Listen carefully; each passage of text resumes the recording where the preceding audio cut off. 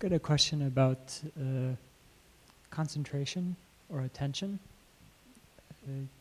It seems to me that this is a function of the mind, and that the attention or the concentration can't be placed on awareness, on the subjective. Is that correct? By the mind, yes, that's correct. Yes, yes. That which places the attention on awareness or the intention is love, is grace. And then this love and grace... So it's beyond the mind. You find yourself interested in the truth, but it's something that has happened just as you catch the flu, in a sense. In other words, the alleged person has nothing to do in this business with becoming a truth lover. And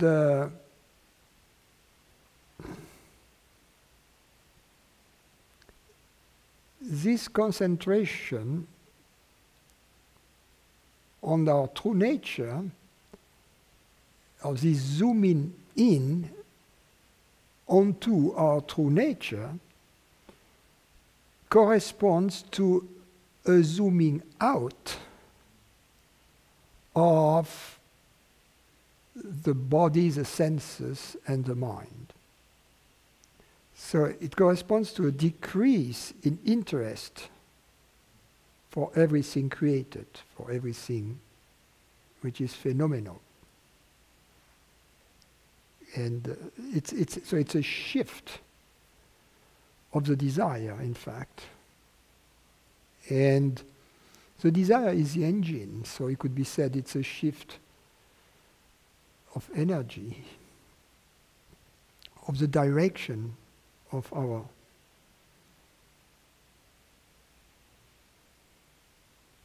living force, or life force, away from the world back to presence. But it is not something that we decided, we say, oh, right now for 10 minutes I'm going to shift my attention away from the world back to presence. You say, no, that's not how it works. As I said, it's like the flu. At some point you realize, well, for some reason, which is always in fact mysterious, I find myself less interested in the world and more interested in God, the truth, consciousness, whatever form this interest seems to take. It is really the meaning of the word conversion. To convert, it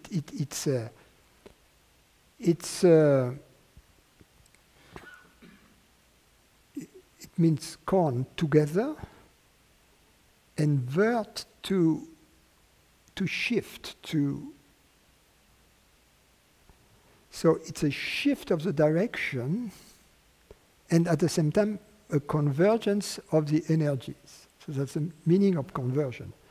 So conversion doesn't mean you are going to convert, otherwise. No, that's not what it means.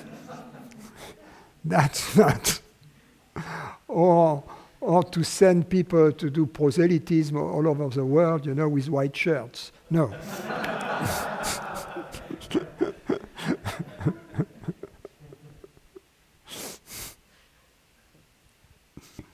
When these moments of grace happen, and I've noticed over the past couple of weeks, just the attention pops up, a thought pops up.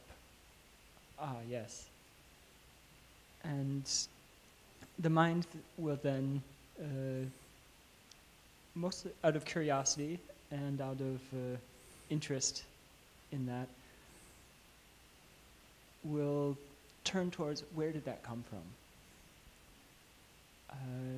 Is there value in that? Or just enjoy as it It comes from the piece. So yes, you can discover it came from the piece.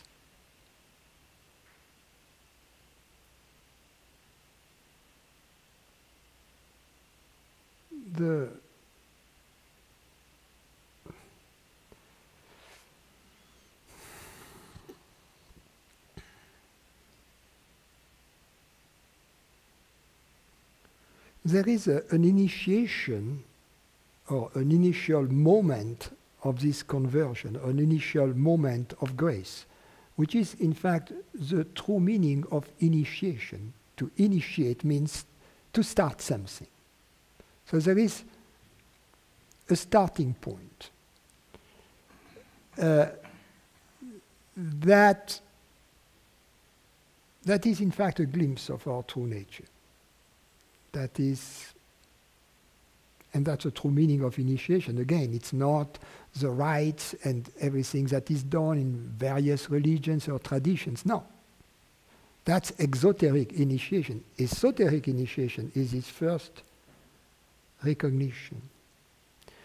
Then, this transfer of desire from the world to presence is something that takes place incrementally over often a period of years.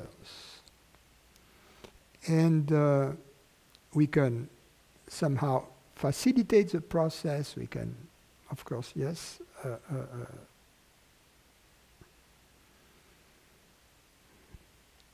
accelerate it. But the way we notice it, in the beginning, we don't notice the piece. We have just a few moments when we are reminded, and then at a certain point, we realize that the presence becomes more tangible in a sense, because it becomes more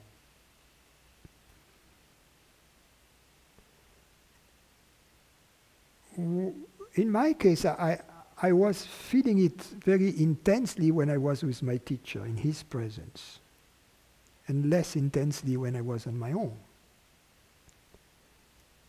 But then over the years that changed. So ideally we want to be in this piece all the time. But there is not a sudden shift. The sudden shift is with the initiation. And sometimes this initiation is even hardly noticed by the mind. And sometimes it can be a big event that then the mind notices it.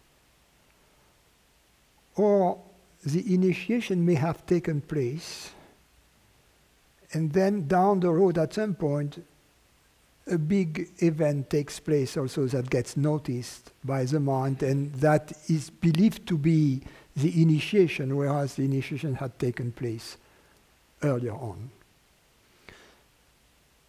This, to try to analyze this process is kind of useless, because the only thing that matters is the end game, right? That's to be happy in that peace. So that's that which we have to recognize in hindsight and ask ourselves, you know, am I better off now than I was 4 years ago?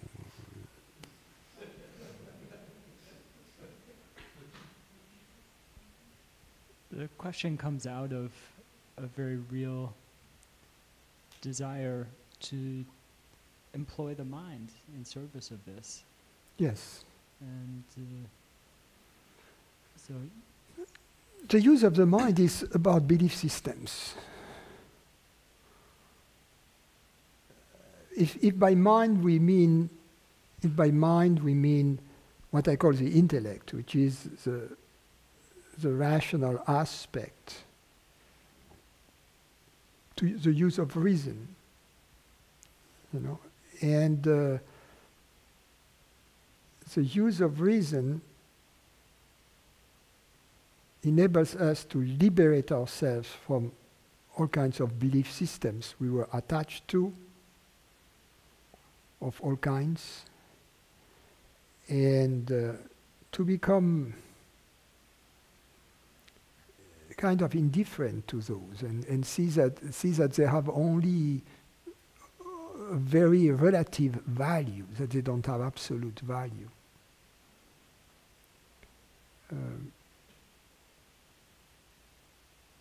And then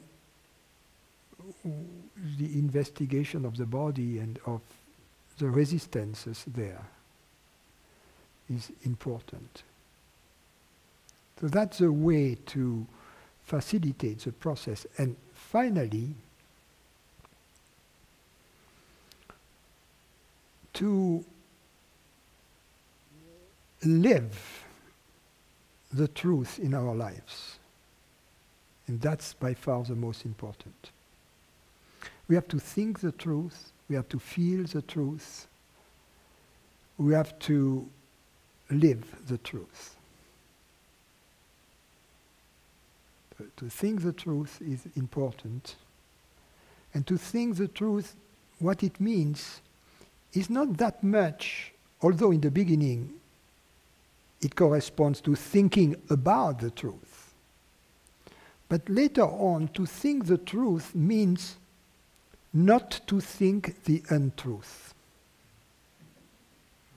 It means not to hold the notion of being a separate person, not to be attached to it, not to keep it, just whenever it arises to drop it right away, and then it stops arising. So that's what it means. It doesn't, therefore, in the beginning the investigation is necessary because it is our understanding that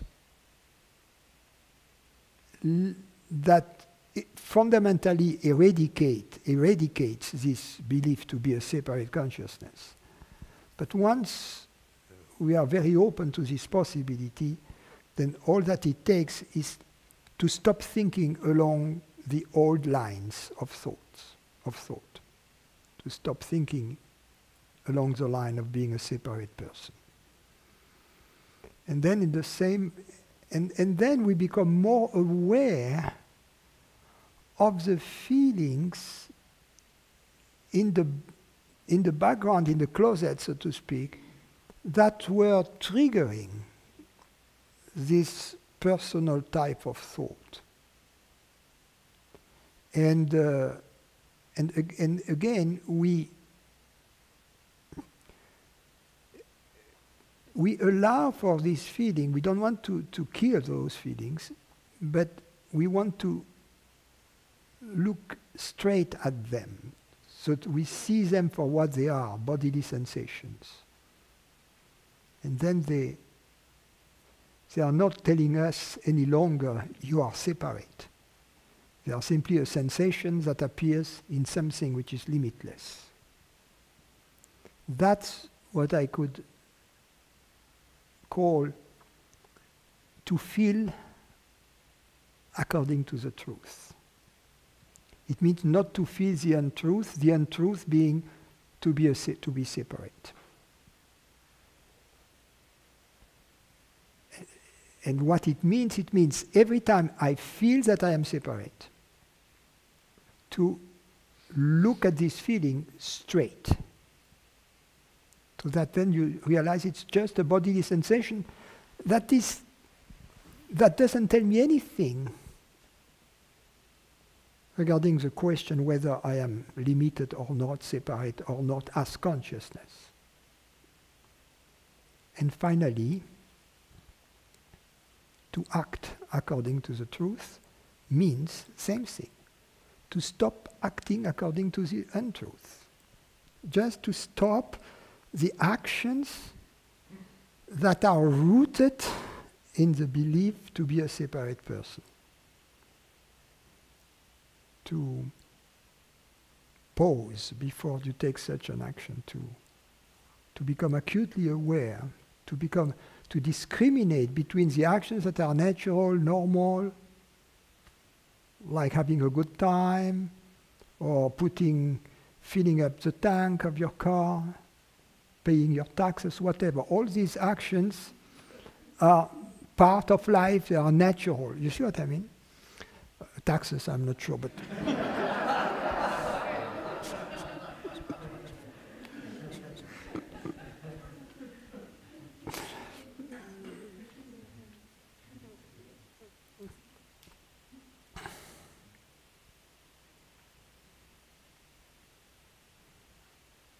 So that's how you can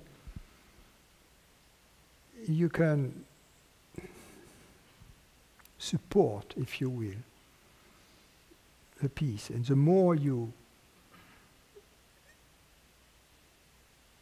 think, you feel, and you act according to the truth, the more vibrant the peace becomes in your life. And the peace is telling you, don't worry. You see, and the peace takes care of many things in your life as a result of many issues. Because if you leave it to the peace, not that you don't act, you do your best, but you act always in this according to the truth, if you will. And then what seems impossible for you to achieve with your feeble, with your very reduced power, the peace will finish the job for you. For the third part of that, putting it into life as action, I've noticed that there are actions that have both an impersonal motive as well as a personal. Do you have any advice on how to, I don't know, purify those,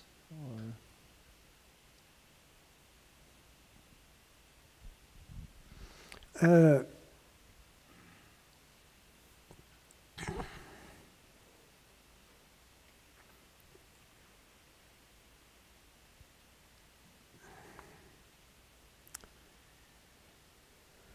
How can I say that?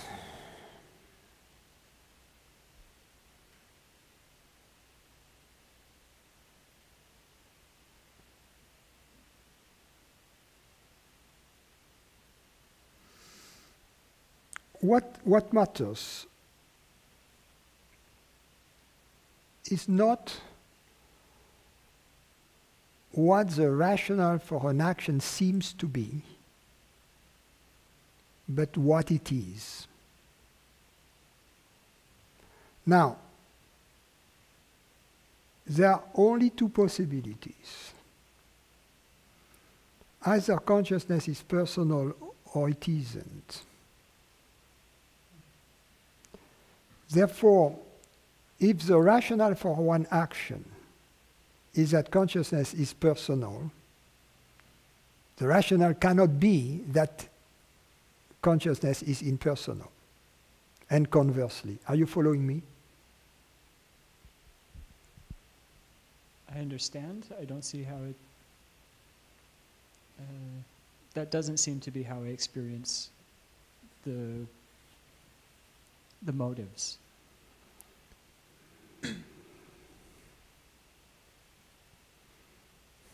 I can give you an example. Let me take another example. Out of love, and desire to celebrate, and my friend is visiting, I buy a bottle of champagne because I know that my friend loves champagne, and I love champagne too. And, okay, then you could say, well, this action is both impersonal, because it's celebration, it's love for the friends, but it's also personal because I love champagne, right? So that would be an example of an action that seems to be both personal and impersonal. But to see it as both impersonal and personal is mistaken. Why? Because when I say I like champagne, it's not me. In fact, it's this body that likes champagne, right? So by the real reason for that, I mean, if my friend wasn't visiting, I wouldn't have bought the champagne, right? So the determining reason was the visit of my friend, right? So ultimately, it was celebration, right? Celebration of friendship, which is celebration of love. And the fact that the body of my friend and my body both like champagne is just the reason in the first place why, impersonally I chose to buy champagne and not garlic.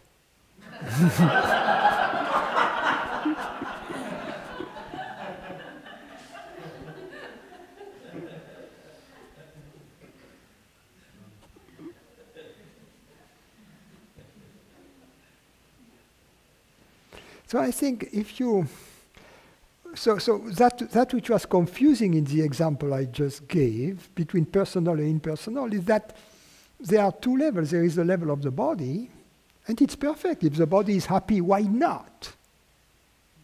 In other words, an action which is impersonal can bring about pleasure for the body. Why not? It's not a crime. You see what I mean? But that which matters is that the ultimate motivation for it be love, truth, beauty.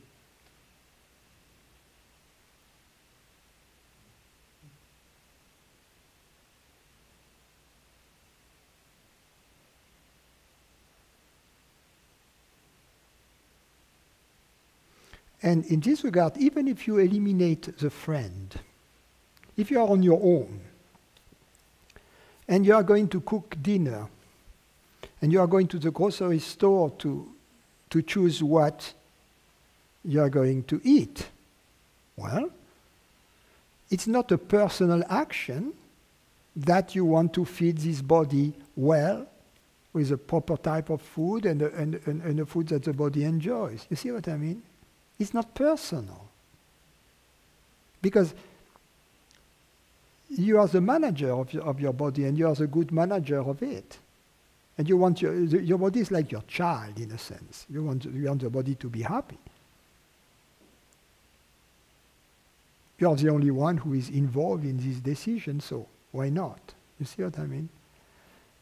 It doesn't qualify necessarily as a personal decision. However, if you go to a restaurant and if you feel that your happiness is dependent of that, on going to that specific restaurant, and if the restaurant is closed on that evening and you are desperate because of that, then you have got a problem.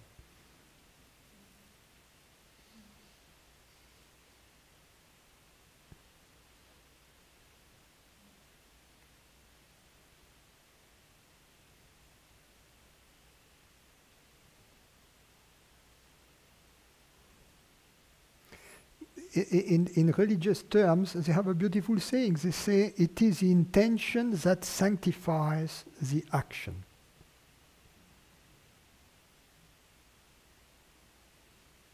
So it is, using my vocabulary, it is the impersonality of the decision that qualifies the deed